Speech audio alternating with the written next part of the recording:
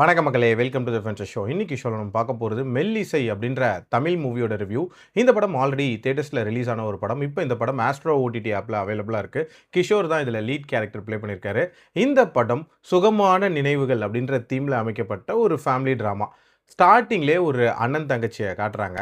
இவங்க கடன் பிரச்சனையில் இருக்காங்க. அதனால் அவங்களோட வீடு ஜப்தியாக போகிற மாதிரியான ஒரு சூழ்நிலை இருக்குது. அவங்க வாழ்ந்த வீட்டுக்கு போய் அவங்க அப்பா அம்மாவோட வாழ்ந்த நினைவுகளை நினச்சி பார்க்குறாங்க. கிஷோர் அண்ட் சுபத்ராவோட பசங்க தான் அவங்க 2 பேரும். கிஷோர் என்னதான் டீச்சராக இருந்தாலும் சிங்கிங்கில் அவருக்கு ஒரு பேஷன் இருக்கும். ஸோ ஒரு காம்படிஷனில் கலந்துப்பார்.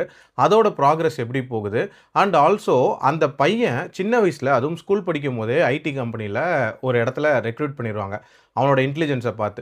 ஸோ அவன் வேலைக்கு போகிறனால என்ன மாதிரியான சம்பவங்கள் நடக்குது, அந்த குடும்பத்தில் என்ன நடந்துச்சு, ஏன் இவங்க கடன் பிரச்சனையில் இருக்காங்க, டுவர்ட்ஸ் எண்ட் என்ன ஆகுதுன்ற மாதிரி நிறைய விஷயங்களை சொல்லக்கூடிய ஒரு படம் தான் இந்த படம். இந்த படத்தை பொறுத்த வரைக்கும் அந்த யதார்த்தமான அந்த ஃபேமிலி சூழலை காட்டின விதம் ரொம்ப ரொம்ப பிடிச்சிருந்துச்சு. அதுலேயும் சுபத்ரா அண்ட் கிஷோர் இவங்களோட அந்த பேர், அந்த கெமிஸ்ட்ரி இருக்குல்ல, அது ரொம்பவே நீட்டாக இந்த கதையில் ஒர்க் அவுட் ஆயிருந்துச்சு. இந்த கதையில் நடக்கக்கூடிய சம்பவங்கள் எல்லாமே ஒரு மாதிரி லைட் ஹார்ட்டடாக தான் இருக்கும். இன்ஃபேக்ட் கிஷோரோட பர்சனல் லைஃப்லையாக இருக்கட்டும் அண்ட் ப்ரொஃபஷனல் லைஃப்லையாக இருக்கட்டும் சில செட்பேக்ஸ் அப்படின்றது இருக்கும். பட் அதையும் மீறி அவர் நிறைய விஷயங்களில் மேலே வருவார் அப்படின்ற மாதிரி ஒரு மாதிரி ஸ்மூத்தாக தான் கொண்டு போயிருப்பாங்க. சரி, இப்படிப்பட்ட குடும்பத்துக்கு என்ன நடந்திருக்கும் அப்படின்ற ஒரு சின்ன எதிர்பார்ப்பு இருந்துச்சு. பட் அதை படமாக்கின விதம் அப்படின்றது ரொம்ப ரொம்ப சினிமேட்டிக்காக இருந்துச்சு அப்படின்னே சொல்லலாம்.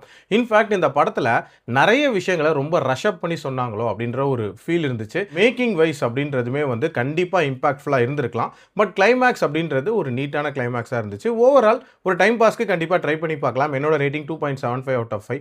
அடல் கண்டென்ட்டை பொறுத்த வரைக்கும் க்ளீன் வாட்ச் தான். மீண்டும் அடுத்த விமர்சனத்தில் சந்திக்கிறேன். நன்றி, வணக்கம்.